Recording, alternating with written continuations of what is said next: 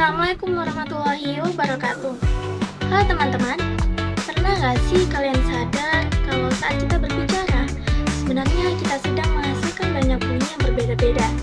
Bahkan, hanya dengan mengganti satu bunyi saja, makna sebuah kata bisa berubah. Misalnya, kata baku dan paku. Kedua kata tersebut hanya berbeda satu bunyi, tetapi memiliki arti yang berbeda. Sebelum membahas jenis-jenis bunyi bahasa, kita perlu memahami terlebih dahulu apa yang dimaksud dengan bunyi bahasa. Bunyi bahasa adalah bunyi yang dihasilkan oleh alat ucap manusia dan digunakan sebagai alat komunikasi. Melalui bunyi bahasa, manusia dapat menyampaikan pesan, mengungkapkan pendapat, dan berinteraksi dengan orang lain. Nah, bunyi bahasa ini dipelajari dalam salah satu cabang ilmu linguistik yang disebut fonologi. Fonologi merupakan cabang ilmu linguistik yang mempelajari bunyi-bunyi bahasa, baik bagaimana bunyi itu dihasilkan, maupun bagaimana bunyi tersebut dapat membedakan makna suatu kata. Di dalam fonologi terdapat dua kajian utama, yaitu fonetik dan fonemik. Fonetik mempelajari bagaimana bunyi bahasa dihasilkan oleh alat ucap manusia. Sementara itu, fonemik mempelajari fungsi bunyi sebagai pembeda makna. Agar lebih mudah dipahami, kita gunakan contoh yang tadi ya, yaitu kata baku dan kata paku. Kedua kata tersebut hanya berbeda pada bunyi awalnya, yaitu B dan P. Meskipun hanya berbeda satu bunyi, makna kedua kata tersebut menjadi berbeda. Dari contoh sederhana ini, kita dapat memahami bahwa bunyi bahasa memiliki peran yang sangat penting dalam membedakan makna suatu kata. Nah, teman-teman, sekarang kita masuk ke pembahasan inti ya, yaitu jenis-jenis bunyi bahasa. Secara umum, bunyi bahasa dibedakan menjadi 3 jenis, yaitu bunyi vokal, bunyi konsonan, dan bunyi semivokal. Kita mulai dari yang pertama, yaitu bunyi vokal. Bunyi vokal adalah bunyi yang dihasilkan tanpa adanya hambatan pada aliran udara. Artinya, saat kita mengucapkan bunyi vokal, udara dapat keluar dengan bebas melalui rongga mulut. Dalam bahasa Indonesia, terdapat 5 bunyi vokal, yaitu A, I, U, E, dan O. Coba teman-teman mengucapkan huruf A. Apakah saat mengucapkan ada bagian mulut yang benar-benar menghalangi udara? Tentu tidak. Begitu juga ketika kita mengucapkan huruf I, U, E, dan O. Udara tetap mengalir dengan lancar sehingga bunyi terdengar jelas. Itulah yang disebut dengan bunyi vokal. Selanjutnya kita akan bahas bunyi konsonan. Kalau bunyi vokal dihasilkan tanpa hambatan, berbeda dengan bunyi konsonan. Bunyi konsonan dihasilkan karena adanya hambatan pada aliran udara. Hambatan tersebut dapat terjadi karena bibir, lidah, gigi, maupun langit-langit mulut. Supaya lebih mudah dipahami, coba teman-teman ucapkan huruf B. Saat mengucapkannya, kedua bibir kita akan menutup terlebih dahulu sebelum bunyi keluar. Nah, proses inilah yang membedakan bunyi konsonan dengan bunyi vokal. Contoh lainnya dapat kita lihat pada kata baku dan paku. Kedua kata tersebut hanya berbeda pada bunyi B dan juga bunyi P, tetapi memiliki arti yang berbeda. Dari contoh ini, kita dapat memahami bahwa bunyi konsonan juga memiliki fungsi penting sebagai pembeda makna suatu kata. Jenis bunyi yang terakhir adalah bunyi semivokal. Sesuai dengan namanya, bunyi semivokal memiliki sifat yang berbeda di antara bunyi vokal dan juga bunyi konsonan. Oleh karena itu, bunyi ini memiliki karakteristik yang mirip dengan keduanya.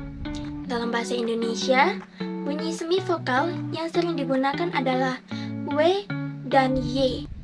Contohnya terdapat pada kata warna, waktu, yakin, dan ayah. Bunyi semivokal diucapkan dengan hambatan yang sangat kecil sehingga pengucapannya terasa lebih ringan dibandingkan huruf konsonan. Jadi teman-teman, dapat kita simpulkan bahwa bunyi bahasa terdiri atas bunyi vokal, bunyi konsonan, dan juga bunyi semivokal.